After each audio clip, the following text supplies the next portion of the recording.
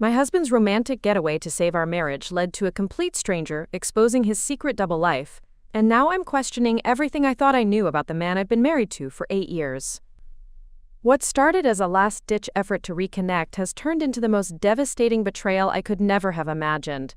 And the worst part is everyone thinks I'm the villain for how I'm handling it. Before we dive back in, let us know in the comments where you're watching from. And if this story resonates with you, don't forget to subscribe, because tomorrow's story is something truly special I can't wait to share. Hi everyone, I'm Natasha, and I honestly don't know where else to turn right now. My world has been completely shattered, and I need to tell someone what really happened, because the version everyone else is hearing makes me sound like a monster. 3 months ago, my husband Dylan and I were struggling. We'd been married for 8 years, together for 10, and somewhere along the way we'd lost that spark. You know how it is. Work, bills, routine, the same conversations every day. We weren't fighting exactly, but we weren't really connecting either. We were more like roommates than lovers, and I could feel us drifting further apart each day. Dylan works in finance at Meridian Capital in downtown Rosefield, and I'm a nurse at Brookhaven General Hospital. Our schedules were crazy, and we barely saw each other except to pass each other coffee in the morning and collapse into bed at night. When we did have free time, we'd just scroll on our phones or watch Netflix in silence. The intimacy was gone, the deep conversations had stopped, and I was starting to wonder if we were heading toward divorce. That's when Dylan surprised me. One evening in late September, he came home with this huge smile and told me he'd planned something special. He'd booked us a romantic getaway weekend at the Willowbrook Resort up in the mountains near Elm Ridge Falls, this beautiful, secluded place about 3 hours from our home in Rosefield. He said he realized we needed to reconnect, that he missed us, and he wanted to put in the effort to save our marriage. I was honestly touched. Dylan isn't usually the romantic gesture type, so this felt significant. He'd booked the honeymoon suite, made dinner reservations at their fancy restaurant, even arranged for couple spa treatments. He said he'd taken Friday off work so we could have a long weekend, just the two of us. No distractions, no phones, just focusing on each other. The resort was absolutely gorgeous. Rustic luxury cabins nestled in the pine trees, a stunning view of the valley, hot tubs on private decks. Our suite had a fireplace, a king-size bed with rose petals, champagne waiting for us. Dylan had really gone all out, and for the first time in months, I felt hopeful about our relationship. The first day was magical. We hiked the trails around Crystal Lake, had an amazing dinner where we actually really talked, about our hopes and dreams again. We remembered why we fell in love. That night was the most connected we'd felt in years. I thought we were finally getting back on track. But then Saturday happened, and everything changed forever. We were having breakfast on our deck when this woman approached us. She was probably in her early 30s, with short red hair and worried eyes. She introduced herself as Evelyn, and she said she was staying in the cabin next to ours with her sister. She seemed nervous, kept glancing around like she was afraid someone might see her talking to us. Then she said something that made my blood run cold. "I'm sorry to bother you, but I think you need to know something about your husband." Dylan went completely white. The color just drained from his face entirely. He stood up abruptly and told Evelyn she was mistaken, that she didn't know what she was talking about. But Evelyn looked directly at me and said, "He's not who you think he is." I was confused and getting angry. This stranger was ruining our romantic weekend with some kind of weird accusation.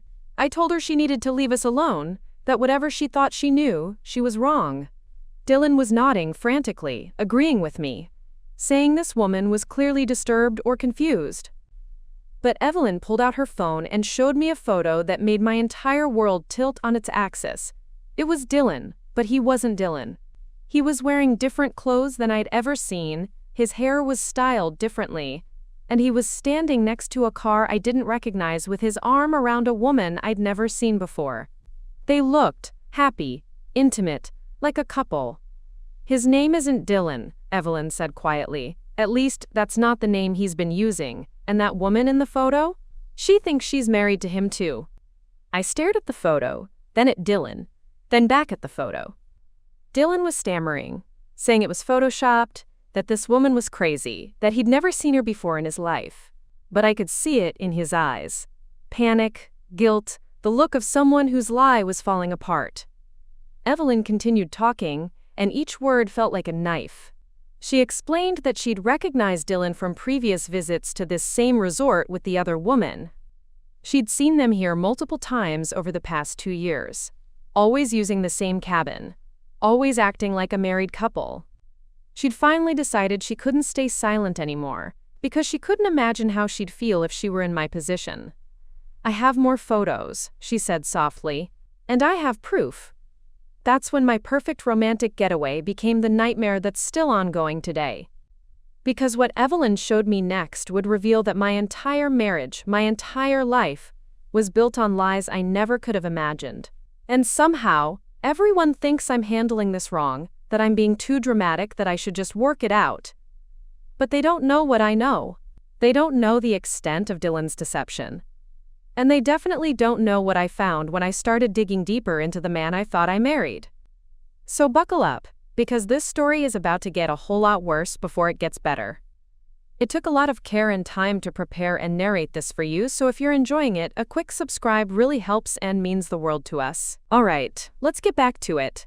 So let me back up and give you the full picture of how we got to this point, because understanding our relationship history makes what happened next even more devastating. Dylan and I met 10 years ago when I was 26 and he was 28. I was a new graduate nurse at Brookhaven General, working the night shift in the emergency department, and he was this charming guy who worked at the financial firm downtown. We met at a coffee shop near the hospital, Riverside Cafe on Maple Street, where I'd go to decompress after particularly rough shifts. He was everything I thought I wanted in a partner: stable, financially secure, good-looking in that clean-cut professional way. He always seemed to have his life together, which was attractive to someone like me who was still figuring things out after nursing school. He drove a nice car, had a decent apartment in the Riverside district, and talked about wanting a family someday. Our relationship moved pretty quickly. Within 6 months, we were practically living together. Within 2 years, we were engaged. We had this beautiful wedding at the Grandview Country Club. Nothing too fancy, but elegant. About 150 guests. All our friends and family were there, and everyone said we were the perfect couple. We bought our house in the suburban Oakmont neighborhood 3 years ago, a cute 2-story colonial with a white picket fence and everything. I thought we were building the life we'd always talked about. Dylan got promoted to senior analyst at Meridian Capital, I moved to the day shift, and eventually became charge nurse in the cardiac unit. From the outside, we looked like we had it all figured out.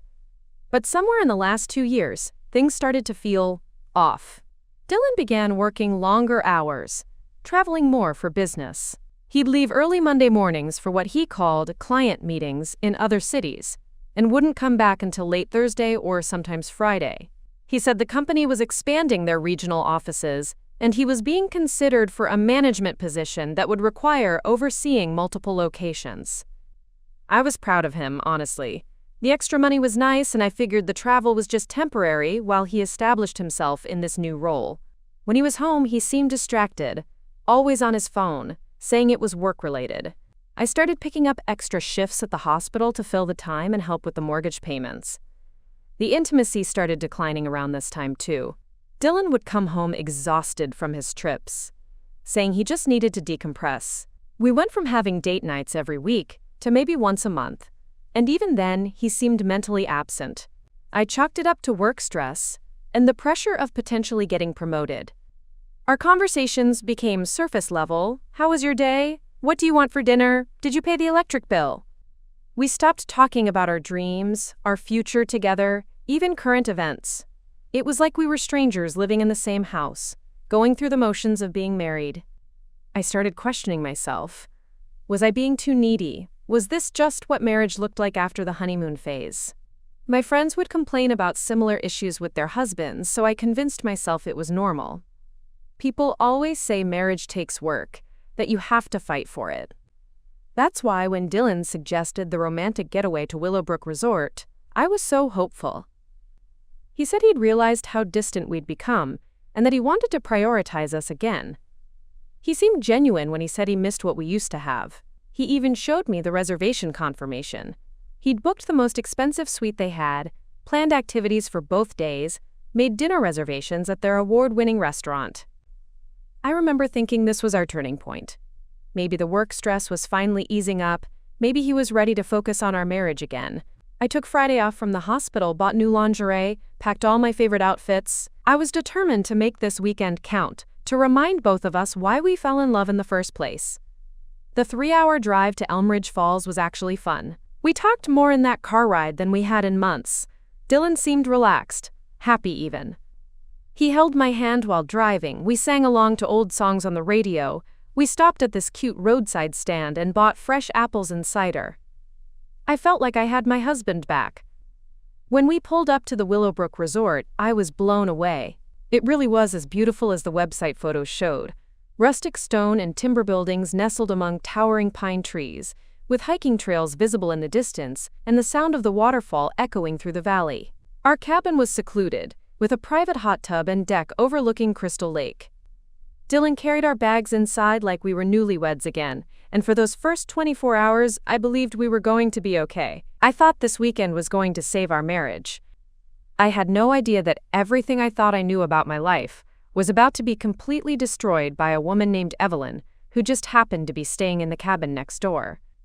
Now I need to explain why I initially defended Dylan so fiercely when Evelyn first approached us, because looking back, my reaction probably seems naive. But you have to understand, when someone you've loved and trusted for 10 years is suddenly accused of living a double life by a complete stranger, your first instinct isn't to believe the stranger. Your first instinct is to protect the person you love. When Evelyn showed me that first photo on her phone, my immediate thought wasn't, "Oh my God, Dylan's been lying to me." It was, "This woman is clearly mistaken or mentally unstable." The photo looked real enough, but in our age of deepfakes and photo editing apps, I'd seen plenty of convincing fake images. Plus, Dylan's reaction seemed genuinely shocked and confused. He kept saying he'd never seen this woman before, that he had no idea why she was targeting us, that maybe she had him confused with someone else. And honestly, that seemed way more plausible than the alternative. Dylan worked in finance. He met a lot of people through his job. Maybe she'd seen him at some conference or business meeting and gotten confused about the context. Maybe the woman in the photo was a colleague, and the image was taken out of context. There had to be a reasonable explanation that didn't involve my husband secretly living an entirely different life. I also need you to understand something about Dylan's character, or at least what I believed about his character at the time. This was a man who had never given me any real reason to doubt him. Yes, he'd been distant lately, and yes, the business travel had increased, but he'd never been secretive about his work. He'd show me his travel itineraries, talk about the clients he was meeting, even complain about the crappy hotels his company booked him into. He'd call me every night when he was away, usually around 9 p.m., to check in and say goodnight. Dylan was also incredibly routine-oriented and predictable. He ate the same breakfast every morning: 2 scrambled eggs, wheat toast, and black coffee. He watched the financial news while getting dressed. He always kissed me goodbye before leaving for work, even during our roughest patches. He paid all our bills online every Sunday evening while sitting at the kitchen table with his laptop and a beer. This was not a man who seemed capable of orchestrating an elaborate deception. Moreover, Dylan had always been almost obsessively honest about small things. He'd correct waitresses if they forgot to charge us for an appetizer. He'd drive back to stores if he realized the cashier had given him too much change. He'd never even lied about minor things like whether he'd remembered to take out the trash or if he'd eaten the last of the ice cream. The idea that this same man was capable of maintaining a completely fabricated identity seemed absurd. So when Evelyn started making these wild accusations, my protective instincts kicked in immediately. I told her she was clearly confused, that she needed to leave us alone, and that if she continued harassing us, I'd call resort security. Dylan was nodding along, looking relieved that I was standing up for him, which at the time seemed like the natural response of an innocent person being falsely accused. I also have to admit that I was angry about the timing. We were finally having a good weekend together for the first time in months. Dylan had gone to significant effort and expense to plan this romantic getaway, and here was this stranger trying to destroy it with some crazy conspiracy theory. Even if she genuinely believed what she was saying, couldn't it have waited until after our weekend? Did she have to ruin what might be our last chance to reconnect? Looking back, I think part of my defensive reaction also came from fear. Not fear that Dylan was guilty, but fear of what it would mean if he was. If Evelyn was telling the truth, then everything I believed about my life was a lie. My marriage was a sham, my husband was a stranger, and I'd wasted 8 years of my life building a relationship with someone who didn't exist. That possibility was so terrifying that my mind refused to even consider it seriously. I remember thinking that Evelyn seemed too invested in this supposed revelation. Why would a complete stranger care so much about exposing my husband's alleged double life? What was in it for her? It seemed more likely that she was either delusional, seeking attention, or maybe even running some kind of scam. I'd heard about people who targeted couples at romantic resorts, trying to create drama or extort money by making false accusations. Dylan suggested we should probably move to a different cabin, away from this unhinged woman, and I agreed. I thought putting some distance between us and Evelyn would end the whole bizarre situation. We went to the front desk to see about switching accommodations, but the resort was fully booked for the weekend. The desk clerk, a friendly older man named Vernon, said he could make a note about the disturbance and keep an eye on things, but there weren't any other suites available. When we returned to our cabin, Dylan seemed genuinely shaken by the encounter. He kept saying he couldn't understand why this woman was targeting him, that he was worried about my reaction, that he was sorry our special weekend was being ruined by some stranger's delusions. He suggested we try to ignore her and focus on each other, maybe spend the rest of the day hiking the trails on the far side of the resort where we wouldn't run into her. I felt terrible for doubting him, even briefly. Here was my husband, trying to save our marriage with this thoughtful gesture, and I'd allowed some random woman to plant seeds of suspicion in my mind. I apologized to Dylan for not immediately shutting down Evelyn's accusations more forcefully. I told him I loved him, and that I knew he would never deceive me about anything important. We decided to continue with our planned activities, the couple's massage at the spa, followed by dinner at the resort's restaurant. Dylan seemed to relax as the day went on, and I convinced myself that we'd handled the situation appropriately. We were not going to let one disturbed individual destroy our romantic weekend. But that evening, as we were getting ready for dinner, I noticed Dylan checking his phone more frequently than usual. When I asked about it, he said he was just making sure there were no work emergencies, since he'd told his colleagues he'd be completely unreachable this weekend. That seemed reasonable, so I didn't think much of it. What I didn't know was that while I was in the shower, Dylan had been frantically texting someone. What I didn't know was that Evelyn had more evidence than just one photo. And what I definitely didn't know was that my husband's panicked behavior had nothing to do with being falsely accused, and everything to do with his carefully constructed double life beginning to unravel. I was about to learn that sometimes your first instincts are wrong, and sometimes the stranger telling you uncomfortable truths is the only honest person in the room. After our encounter with Evelyn, I started really thinking about her behavior and motivations, and the more I analyzed the situation, the more convinced I became that she was either mentally unstable or running some kind of elaborate scam. Let me walk you through all the red flags I noticed about her approach that made me even more certain she was lying. First of all, her timing was incredibly suspicious. What are the odds that someone who supposedly knew about Dylan's alleged double life would just happen to be staying at the exact same resort, in the cabin right next to ours, during the one weekend we decided to take a romantic getaway?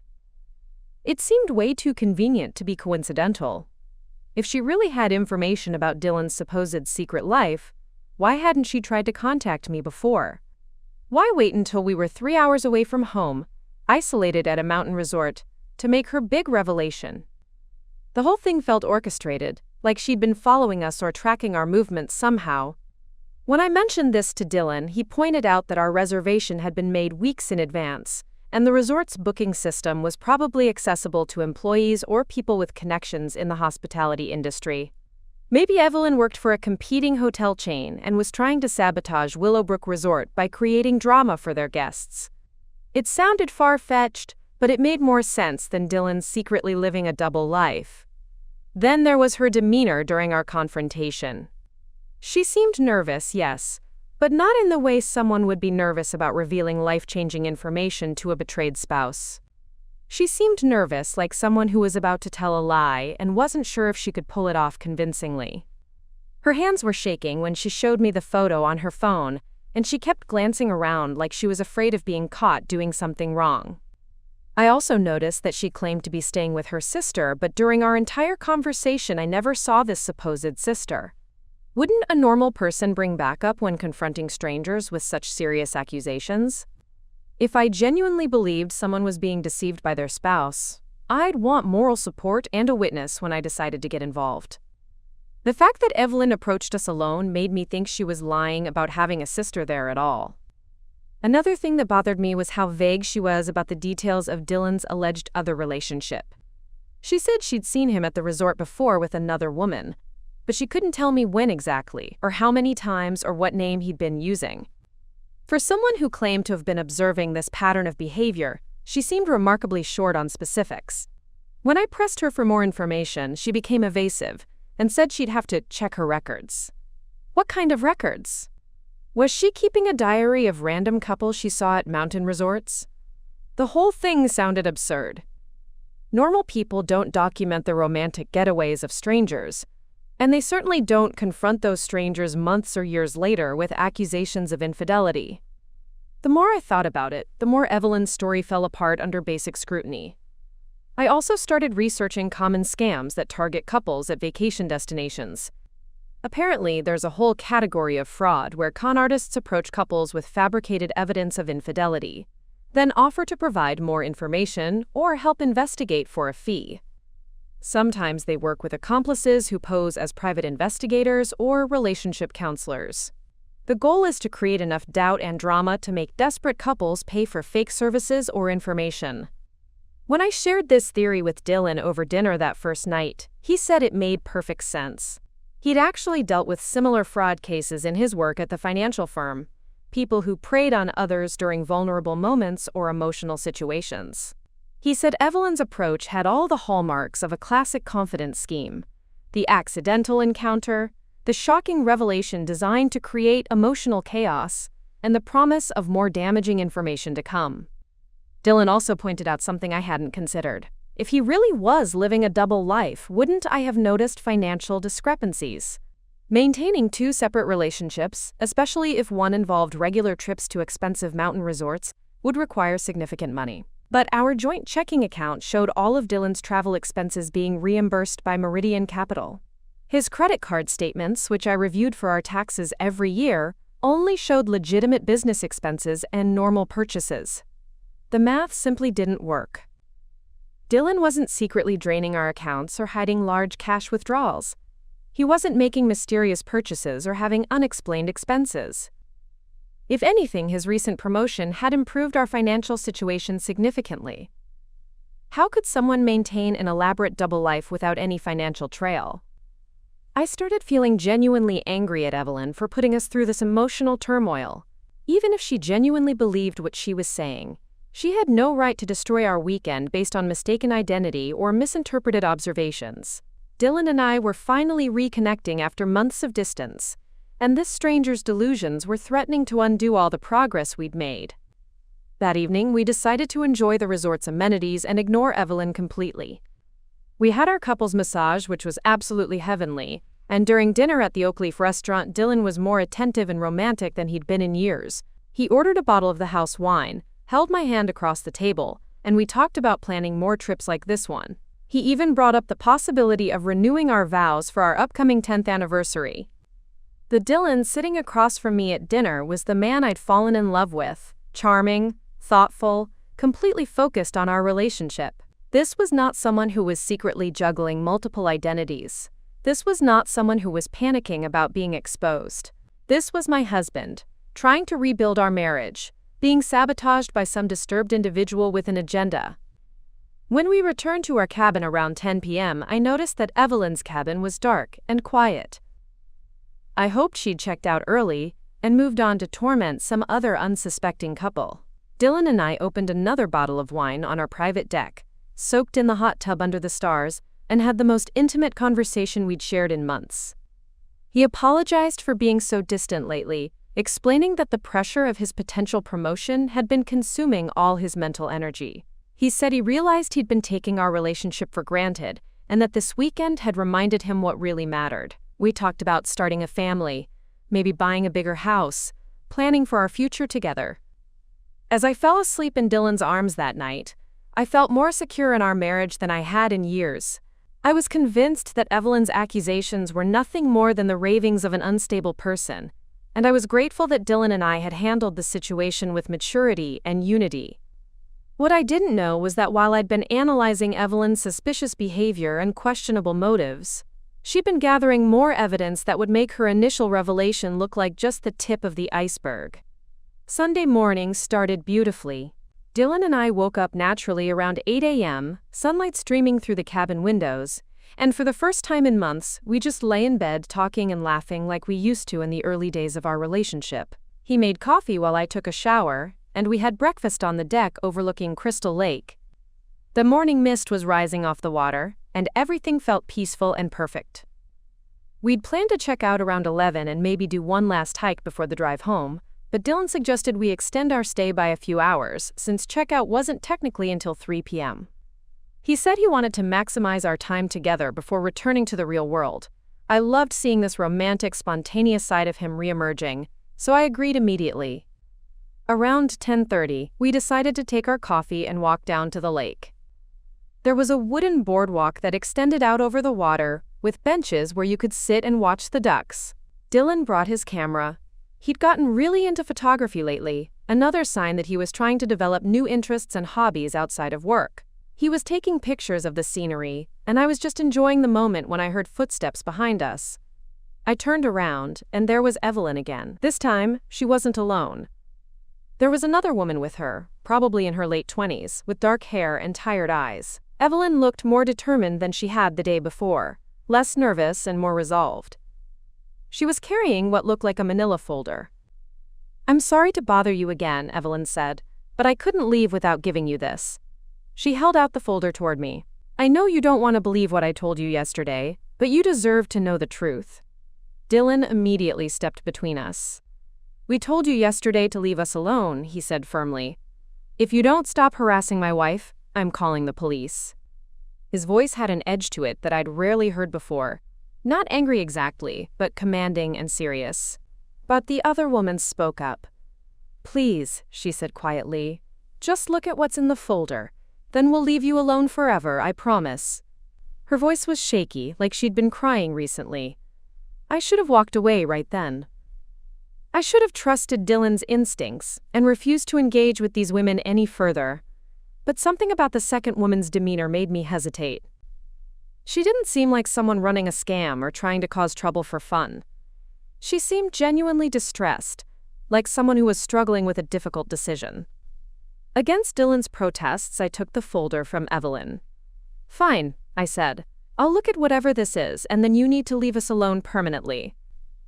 I figured that once I saw whatever fabricated evidence they'd put together, I could definitively prove they were lying and we could enjoy the rest of our morning in peace.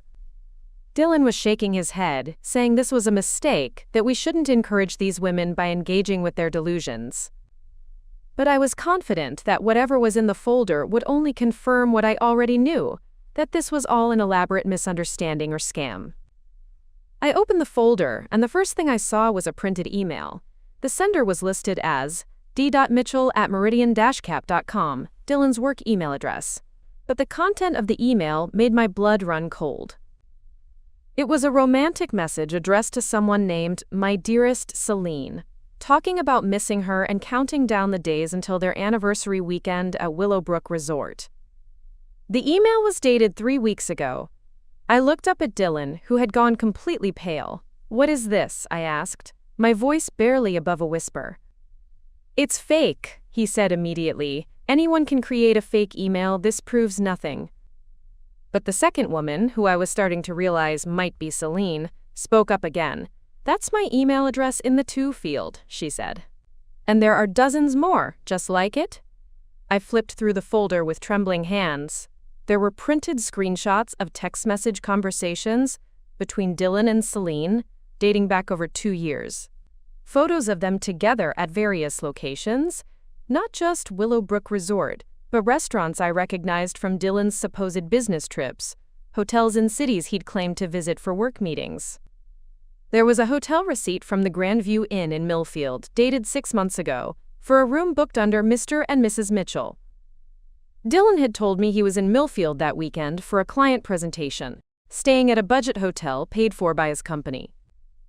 But this receipt showed a luxury suite at the nicest hotel in the city, paid for with a credit card I didn't recognize. The most devastating item in the folder was a marriage certificate. Dylan Mitchell and Celine Rodriguez, married 18 months ago in a small ceremony in Millfield. According to the document, Dylan had listed his marital status as, quote, single. I stared at the certificate, reading it over and over, trying to make sense of what I was seeing. This isn't possible, I said out loud. We're married. We've been married for 8 years. That's when Celine finally spoke directly to me. I thought I was his only wife, she said, tears starting to flow down her cheeks. Until Evelyn showed me the photos of you two checking in yesterday, I had no idea you existed. The world seemed to tilt sideways. I looked at Dylan, waiting for him to explain, to tell me this was all some elaborate setup, that there was a reasonable explanation for everything in the folder. But Dylan was just standing there, opening and closing his mouth like a fish out of water, no words coming out. Dylan, I said, my voice getting stronger, what the hell is going on? He finally found his voice, but what came out was stammering and incoherent. I can explain, he said. It's not what it looks like. I mean, it is, but it's complicated. I never meant for any of this to happen. That's when I made the decision that would define everything that came after. Instead of demanding an explanation right there on the boardwalk, instead of screaming or crying or collapsing, I made a choice that surprised even me. I turned to Celine and said, I think we need to talk, just you and me. Dylan started protesting immediately, saying that whatever these women had told me was lies, that I shouldn't trust anything they said, that we should leave immediately and discuss this privately. But I was done listening to Dylan. For the first time since this nightmare began, I was going to hear the truth from someone who had no reason to lie to me. I handed the folder back to Evelyn and walked over to one of the benches by the lake. Celine, I said, please sit down and tell me everything. That decision, to listen to the other woman instead of the man I'd trusted for 10 years, was the moment my old life ended and my new reality began. Because what Celine told me over the next hour would reveal that everything I thought I knew about Dylan, about our marriage, about my entire life, was built on lies so elaborate and extensive that I'm still uncovering the truth 3 months later. Dylan stood about 20 feet away during our conversation, occasionally trying to interrupt or interject, but I ignored him completely.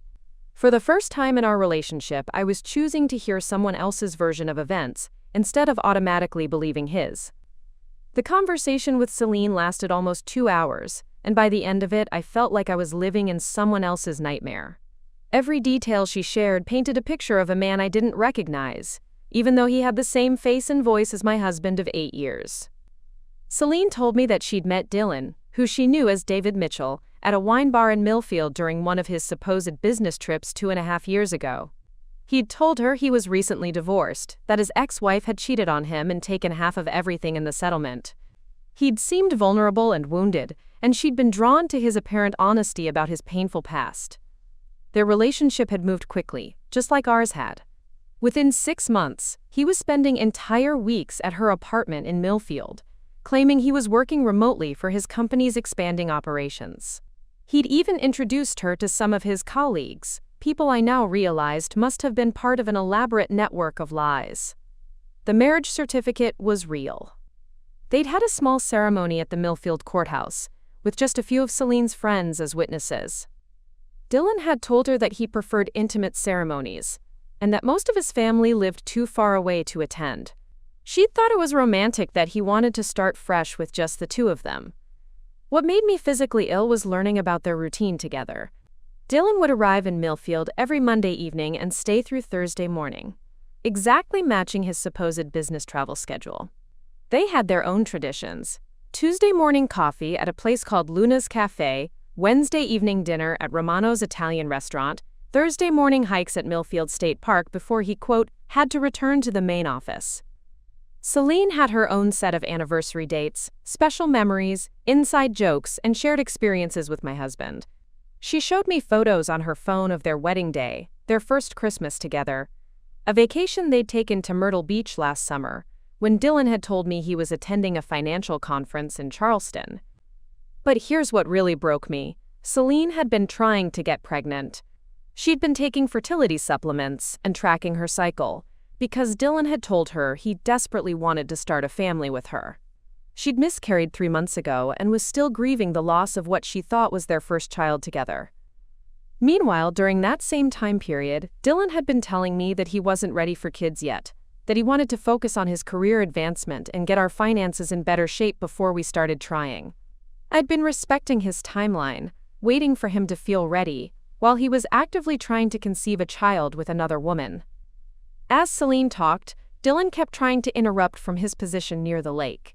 He'd call out things like, "She's lying about the timeline," or "I can explain the misunderstanding," or "Don't let her manipulate you." But every piece of evidence Celine showed me corroborated her story perfectly. She had hotel receipts, restaurant bills, photos with timestamps, text message chains that referenced specific events and conversations. She even had a spare key to his apartment in Millfield, an apartment I had no idea existed.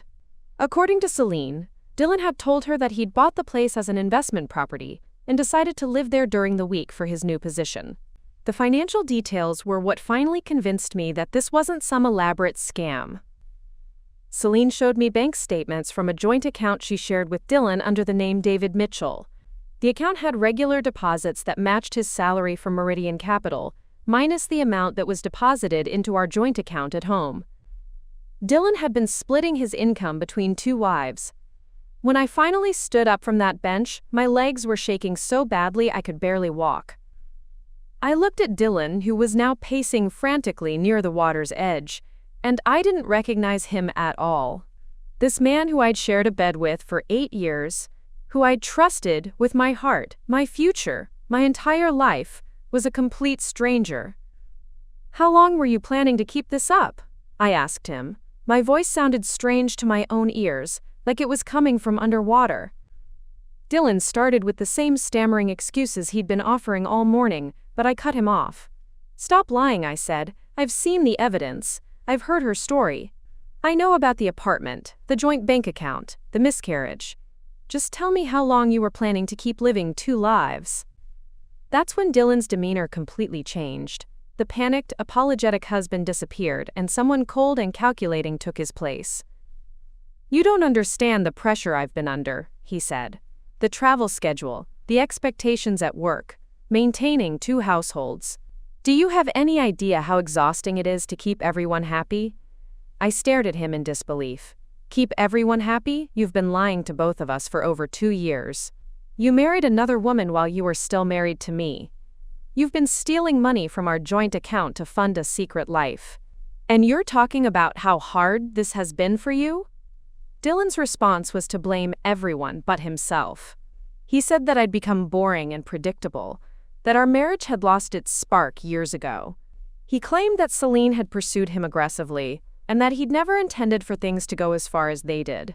He said the second marriage had been Celine's idea, that she'd pressured him into it by threatening to leave if he didn't commit. But the worst part was when he tried to minimize the entire situation.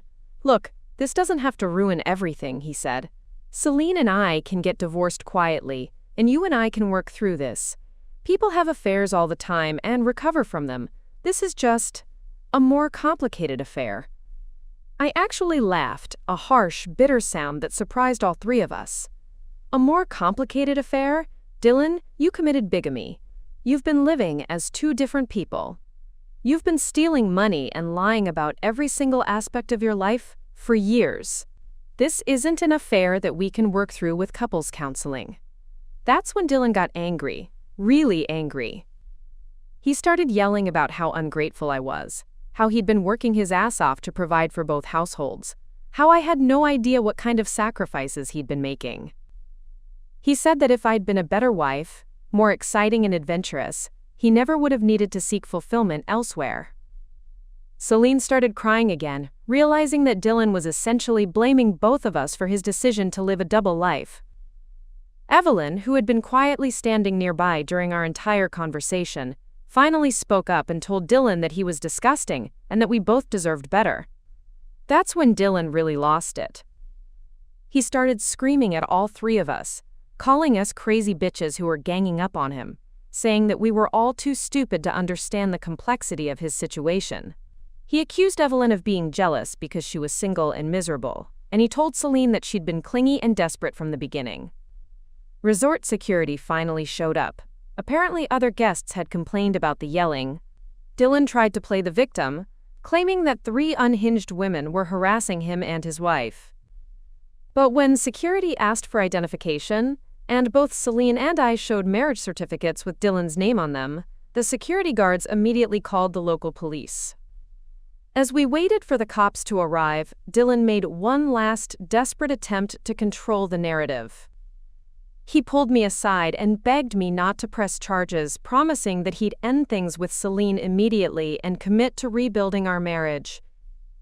He said that if I really loved him, I'd help him through this crisis instead of destroying his life over a mistake. But I was done being manipulated. For the first time in our entire relationship, I saw Dylan clearly, not as the stable, honest man I'd fallen in love with, but as the selfish, calculating liar he'd always been. And I realized that this wasn't just about the affair or even the bigamy. This was about the fact that nothing about our marriage had ever been real. When the police arrived at Willowbrook Resort, I thought I had a complete picture of Dylan's betrayal. I thought the worst thing I'd discover was that my husband had been living a double life with another woman for 2.5 years. I thought bigamy was the extent of his deception. I was so incredibly wrong. Officer Patricia Hendricks was the first responder, a middle-aged woman with kind eyes who immediately separated all parties and began taking individual statements. She explained that bigamy was indeed a felony in our state, and that the situation would need to be investigated thoroughly. She also mentioned that cases like this often involved additional financial crimes, identity theft, or fraud. While Officer Hendricks was interviewing Dylan separately, her partner Officer James Moreau was taking my statement near the resort lobby. I was telling him about the marriage certificates, the joint bank accounts, and the timeline of Dylan's supposed business travel when he stopped me mid-sentence. "Ma'am," Officer Moreau said, looking confused, "did you say your husband works at Meridian Capital in Rosefield?" "Yes," I replied. "He's been there for 6 years, recently promoted to senior analyst." Officer Moreau frowned and consulted his notepad. The gentleman we're questioning told my partner that he works for Sterling Financial Group in downtown Millfield. He said he's been there for 4 years and recently made partner. My stomach dropped. That's impossible. Dylan works at Meridian Capital. I've been to his office Christmas parties. I've met his colleagues. His paychecks come from Meridian Capital. But even as I said it, I started remembering things that didn't quite add up. Dylan's office Christmas party last year had been at a generic hotel ballroom, not at the company's offices. I'd met several of his supposed colleagues, but they'd all seemed unusually vague about their specific roles or departments.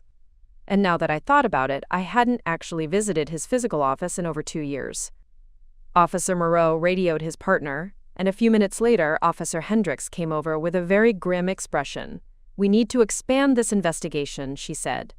"Your husband has given us 2 completely different employment histories, and some of his identification documents aren't matching up properly."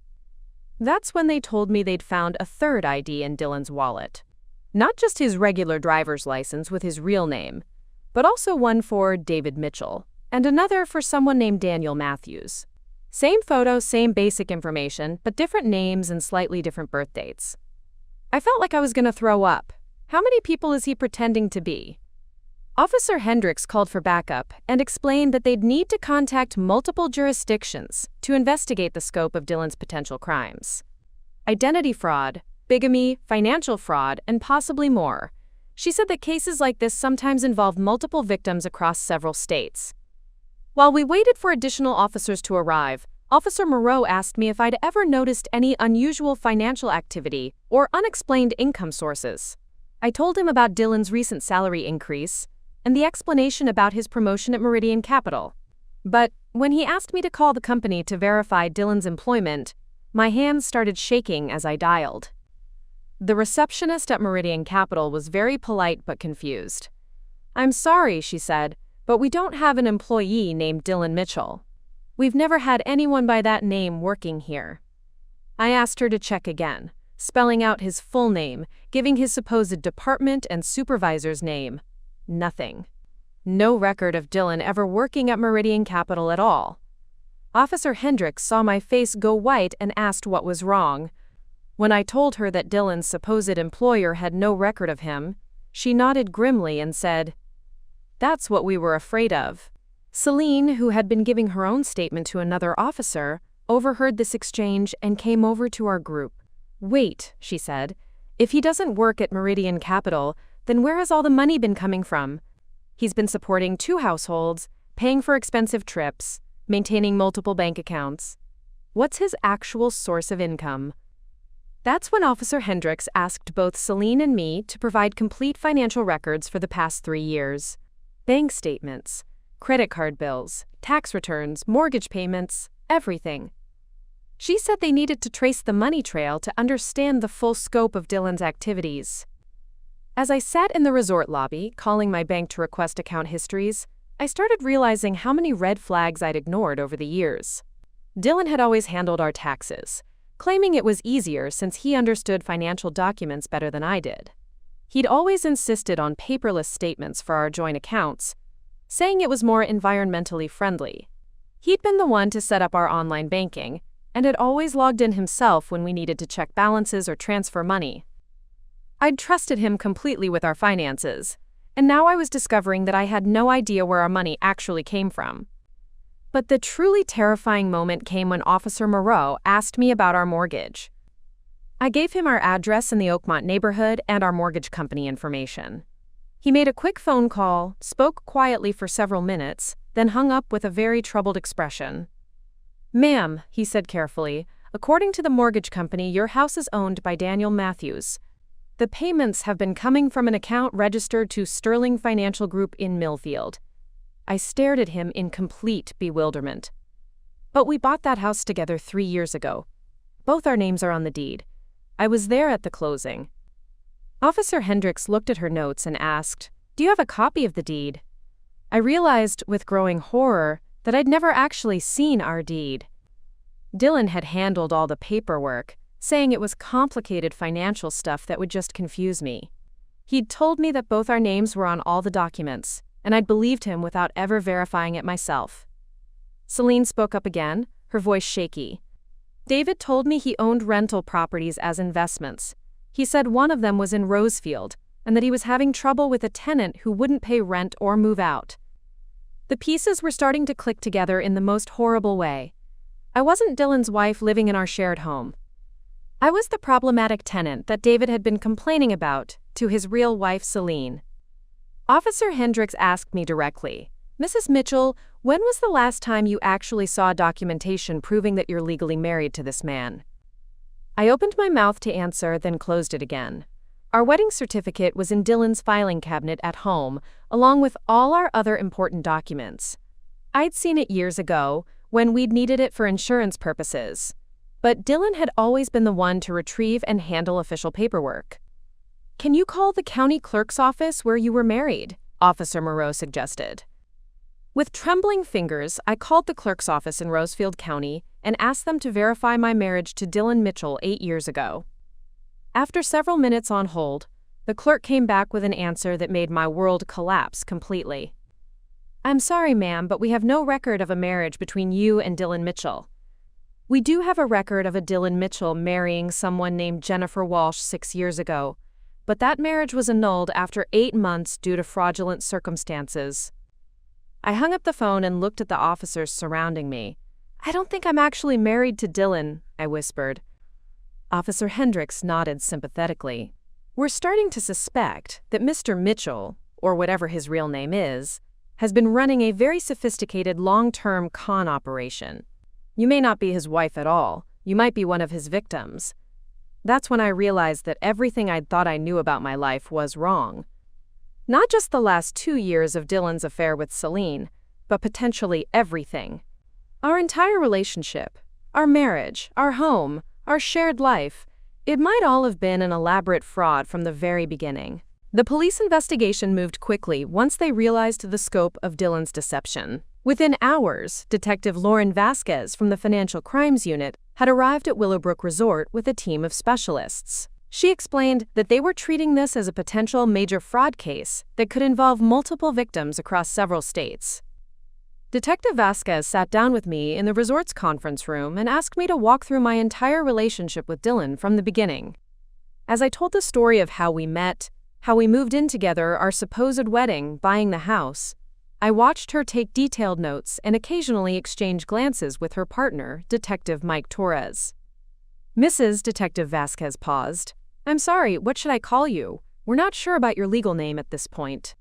The question hit me like a physical blow. I'd been Natasha Mitchell for 8 years. All my credit cards, my nursing license, my hospital ID badge, my driver's license, everything had been changed to Mitchell when we got married. Or when I thought we got married. "My maiden name is Natasha Cole," I said quietly, "but I legally changed it to Mitchell after our wedding." Detective Torres looked up from his laptop. "We're going to need to verify that name change. Because if there was no legal marriage, then the name change might not be valid either." That's when Detective Vasquez told me something that made my blood run cold. "Miss Cole, we've been in contact with law enforcement in 3 other states, and we believe your Dylan might be wanted in connection with similar fraud cases. The name Dylan Mitchell appears to be just one of many identities he's used over the past decade." She opened a file folder and spread out several photographs on the table. They were all of Dylan, but in each photo he looked slightly different. Different hairstyles, different clothes, different backgrounds. Under each photo was a different name: Daniel Matthews, Derek Morrison, Douglas Martinez, David Miller. "We think his real name might be Dennis Michaels," Detective Vasquez continued. "He's originally from Nevada, and he's been running variations of this same scam for at least 10 years. He targets women who are financially stable and emotionally vulnerable, builds elaborate fake relationships with them, and then systematically drains their resources while maintaining multiple identities." I stared at the photos, trying to process what she was saying. "But he didn't drain my resources," I protested. "We had joint accounts, but he was always the one contributing more money. Our mortgage payments came from his income, not mine." Detective Torres looked at me sympathetically. "That's part of the scam. He uses income from one victim to support his lifestyle with another victim, creating the illusion that he's financially successful. Based on what we're seeing, he's been using money from at least 4 different women to maintain his various identities and households." Detective Vasquez pulled out another document. "We've been tracking financial records for the past 3 hours, and here's what we've found. The mortgage payments for your house in Oakmont are coming from an account linked to a woman named Diana Morrison in Phoenix. She thinks she's married to Derek Morrison, who she believes is a successful real estate developer." My head was spinning. So the money I thought was Dylan's salary was actually coming from another victim who thinks she's supporting her husband's business ventures, Detective Torres finished. "Meanwhile, your nursing salary has been going into accounts that support his other identities in other cities." Detective Vasquez opened her laptop and showed me a complex diagram they'd created. It looked like a spider web, with Dylan's various identities at the center and lines connecting to different women in different states. Each woman thought she was in an exclusive relationship with him, and each woman's financial resources were being used to support his relationships with the others. There's Diana Morrison in Phoenix, who thinks she's married to Derek, the real estate developer. There's Deborah Martinez in Denver, who thinks she's married to Douglas, the investment banker. There's Dana Miller in Portland, who thinks she's married to David, the tech entrepreneur. And then there's you and Celine. I counted in my head. 5 women? That we know of so far, Detective Vasquez said grimly. We're still investigating. The most devastating part came when Detective Torres explained the timeline. Based on what we can piece together, he's been cycling through these relationships for years. He typically maintains each identity for about 3 to 5 years before something goes wrong, and he has to abandon it. You've been with him for 10 years, which makes you the longest relationship we've found. Detective Vasquez leaned forward. We think you might have been his first major successful victim. He perfected his techniques with you, then used what he learned to target the others. I felt sick to my stomach. So our entire relationship was likely a calculated con from the very beginning, Detective Torres confirmed. He probably researched you before approaching you at that coffee shop. Single nurse, stable income, recently graduated and potentially isolated from family or old friends. You fit his victim profile perfectly. Detective Vasquez showed me more evidence they'd gathered. Bank records showing systematic transfers of money between accounts in different states. Travel records showing Dylan flying between cities under different names on the same days he'd told me he was driving to nearby business meetings. Hotel records showing him checking in with different women in different cities, sometimes within 24 hours of each other. The romantic getaway to this resort, Detective Torres said, we think it was his way of managing a crisis. Celine had been getting suspicious about his travel schedule, and you'd been asking questions about his increased absences. He brought you here hoping to placate you while he figured out how to handle the situation with her. But Detective Vasquez had more devastating news. We found evidence that he was planning to abandon both of your identities soon. He's been gradually transferring money out of accounts associated with Dylan Mitchell and David Mitchell into accounts linked to a new identity, Daniel Murphy. He's already established a relationship with a woman in Seattle under that name. I thought about our conversations over the weekend, about planning for the future, about renewing our vows, about starting a family. While Dylan was telling me he wanted to commit more deeply to our marriage, he'd actually been planning to disappear from my life entirely. How does someone do this? I asked. How do you lie to 5 different people for years without making mistakes? Detective Torres explained that Dylan was exceptionally skilled at compartmentalization and had clearly done this before. He kept detailed notes about each identity and relationship, used separate phones and email addresses for each woman, and had even developed different personality traits and interests for each persona. Dennis Michaels, his real identity, appears to be a sociopath with an extraordinary ability to manipulate people, Detective Vasquez said. He's not just lying to you about having affairs. He's created entirely fictional versions of himself and maintained those fictions for years at a time. The final blow came when Detective Torres told me about the other women's situations. Diana in Phoenix thinks she's helping Derek invest in real estate, but the properties don't exist. Deborah in Denver has been funding Douglas's supposed investment portfolio, but the accounts are empty. Dana in Portland has been supporting David's tech startup, but there's no actual company. I realized with horror that I might be the only one of his victims who hadn't been completely financially devastated. My nursing salary had provided a steady foundation that allowed him to take bigger risks with the other women's money. Detective Vasquez closed her laptop and looked at me seriously. Miss Cole, you need to understand that you're not just a victim of bigamy or adultery. You're a victim of one of the most sophisticated long-term fraud schemes we've ever encountered. The man you thought you were married to literally doesn't exist. As I sat in that conference room, surrounded by evidence of Dylan's decade-long deception, I realized that I didn't just need to grieve the end of my marriage. I needed to grieve the fact that my marriage had never existed at all. Everything I thought I knew about my life for the past 10 years had been an elaborate lie designed to exploit my trust, my emotions, and my financial stability. The romantic getaway that was supposed to save my marriage had instead revealed that I'd never had a marriage to save in the first place. 3 months have passed since that weekend at Willowbrook Resort, and I'm still dealing with the aftermath of discovering that my entire adult life was built on lies. The legal proceedings alone have been overwhelming, but the emotional devastation has been even worse. Dylan, or Dennis Michaels, as I now know his real name, was arrested that Sunday afternoon at the resort. He's currently being held without bail in Millfield County Jail while facing charges in multiple states. The list of crimes is staggering: identity fraud, bigamy, wire fraud, money laundering, tax evasion, and conspiracy to commit fraud. His public defender has hinted at a plea deal, but prosecutors in 4 different states want their chance at him first. The FBI took over the investigation once they realized the scope of Dennis's operation.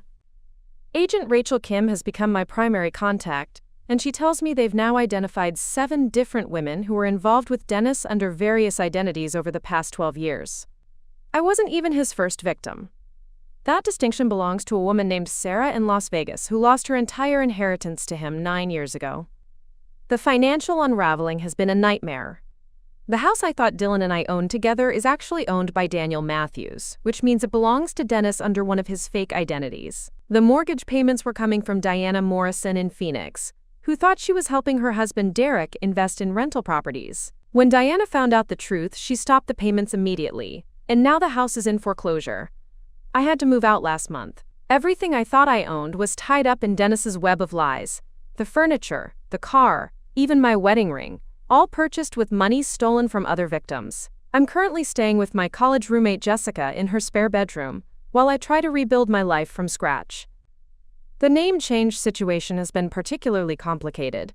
Since there was no legal marriage, my name change to Mitchell was fraudulent. I've had to go through the courts to revert back to Natasha Cole, which meant updating my nursing license, my hospital employment records, my credit cards, everything. The Social Security Administration has been surprisingly understanding, but it's taken months to sort out all the paperwork. My job at Brookhaven General has been my saving grace. My supervisor, Dr. Patricia Williams, has been incredibly supportive throughout this whole ordeal. She's allowed me to take time off for legal proceedings and therapy appointments, and my colleagues have been amazing. The nursing community really takes care of its own when something like this happens. Therapy has been essential. My counselor, Dr. Michael Chen, specializes in victims of long-term psychological manipulation. He's helped me understand that what Dennis did to me and the other women wasn't just financial fraud, it was psychological abuse on a massive scale. He created detailed fake personas specifically designed to exploit each victim's individual vulnerabilities and desires. The hardest part has been accepting that there were no real red flags I should have caught earlier. Dennis was a professional con artist who had perfected his techniques over more than a decade. Dr. Chen keeps reminding me that even trained psychologists and law enforcement officers have been fooled by people like Dennis. The fact that I trusted him doesn't make me naive or stupid. It makes me human. I've stayed in contact with Celine, and we've actually become friends through this shared trauma. She's also in therapy and dealing with similar challenges. The other victims have started a private support group that meets virtually once a month. Diana from Phoenix lost over $200,000 to Dennis's fake real estate investments. Deborah from Denver is facing bankruptcy because of the money she gave him for his supposed investment portfolio. The woman who's had it the worst is probably Dana from Portland. She not only lost her life savings to Dennis's fake tech startup, but she also had a child with him 18 months ago. The little boy Tommy has no idea that his father is actually a criminal who never intended to be part of his life long term. Dana is now a single mother trying to raise a child while dealing with financial ruin and the knowledge that the man she thought was her husband was planning to abandon them both. Agent Kim tells me that Dennis is likely going to prison for a very long time. The federal charges alone carry a potential sentence of 25 to 30 years, and that's before the state charges are factored in.